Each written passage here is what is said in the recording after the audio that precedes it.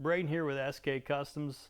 Today we're going to be going over the best and brightest setup when doing LEDs in the Dodge Ram projector style headlights. Now your headlights may look like this or they may be black, they're all the same.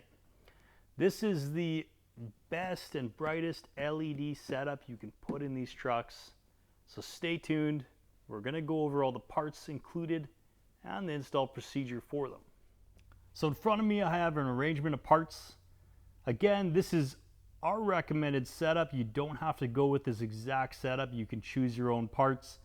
But this is what we suggest. This is honestly the brightest setup for these lights that I'm aware of currently as this video is being produced. Now let's start with the high beam. The high beam, we have a Diode Dynamics SL1. The reason we've chosen this for the high beam is because of the 90-degree form factor. As you will soon see, these headlights are quite tight in the high beam spot, and we are limited options. Many LEDs that we sell simply just won't fit. So we've chosen these specifically for the high beam. The low beam, we're going to be using the GTR Ultra 2 LEDs. These are the best and brightest bulbs on the market by far. We've tested them all. These are the best. Just take our word for it or do some research. Either way, you're going to come up with the same result. The Ram trucks require a anti-flicker module. They will have a hell of a time with LEDs. If you don't use this part in the low beam, it is 100% required. Now, an important thing to note is we've chosen the Diode Dynamics Canvas anti-flicker. These work on all trucks, all Ram trucks, including the 2015, which is the most picky of all Rams. They work on the 2013, 14, 15, 16, 17, 18, 19, and 20 in the low beam. These are not required in the high beam. Now, with the GTR Ultra 2, they do stick out the back a little more than the factory halogen, and it kind of runs into an issue putting the factory cover back on. So we're going to be using these extended dust covers from BrightSource. They do extend out a little bit further and deeper and allow us to get this cap back on securely and seal it up so water doesn't get in the housing. It's a really great invention, and this is required if you want to put the covers back on when using the Ultra 2. So keep that in mind. Now let's get into the install process. Okay, so we have our Ram headlight. We have our GTR Ultra 2 LED bulbs for the low beam. We have our Diode Dynamics SL1 LED bulbs for the high beam. We have our extended dust covers. We have our anti-flicker module for the low beam. This is a 9005 size. And that's it, we're ready to go. The only other part that we will need is a 8mm driver, it's a nut driver, and some bubble wrap to lay the headlight down on. So we'll just lay the bubble wrap down and put the light on its back, just like so. Okay, and now we're going to use the 8mm driver to take off the bolts on the back of the light.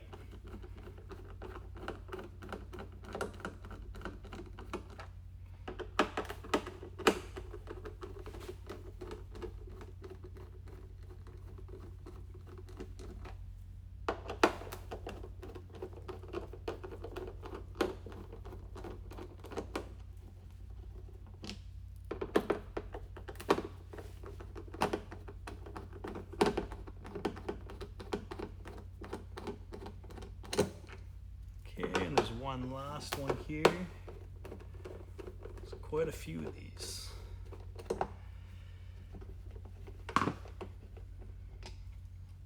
Awesome. Okay, so we have the dust cover removed. First things first, just to stay organized, we are going to transfer the gasket from the factory dust cover. We're going to transfer it over to the extended dust cover.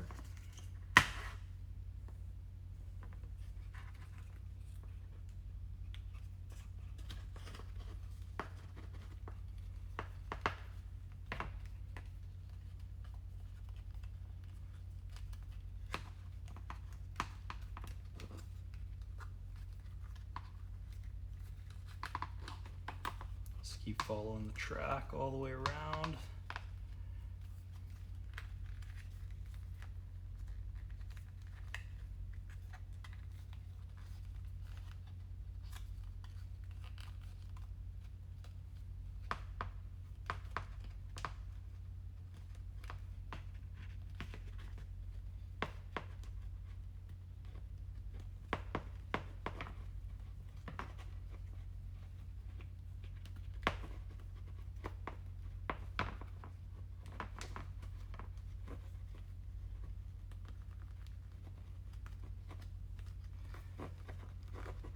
If you end up with a little bit more, just keep going around until it is evenly dispersed in there.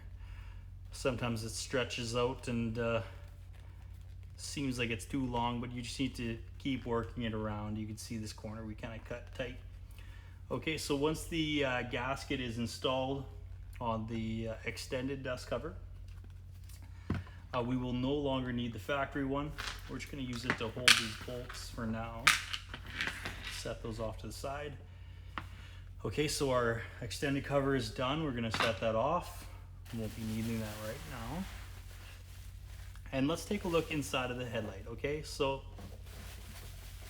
I'll try and get it so you guys can see it. So we have our low beam in the projector, and we have our high beam. You can see it's tucked way inside of there, and at this point you can see why we need those diode SL1s, because it's literally right under this part here, that bulb, and it's very tight in there. So generally a lot of LED bulbs will not fit in this spot. We've seen people cut this off here, which is ridiculous, honestly. You don't want to be doing that. These diode SL1 does fit inside of there nicely, so we're going to put those in the high beam. So we're going to start by removing the low beam plug and pull the factory halogen bulb out. In this case here, it is a 9005. You can see that on the back. The 2013 to 2015 trucks with these headlights, they use a 9012 low beam. In 2016 to the newer models, they used a 9005. And so it is important to know what year your truck is, because the headlights will either have a 9005 low beam or a 9012. This one is a newer headlight, so it has a 9005 low beam, but it is important to check your vehicle, or if you know the year, you can determine the size. So don't get that wrong. A lot of people mix that up. And it is kind of confusing because the lights physically look the exact same. The only difference is the year they change the bulb size. So this is the low beam. Let's remove the high beam plug. And it's really tight in there. The high beam one is black and red. We're going to remove the bulb out of there. And this is a 9005. It doesn't matter what year your truck is. All of the high beams use 9005.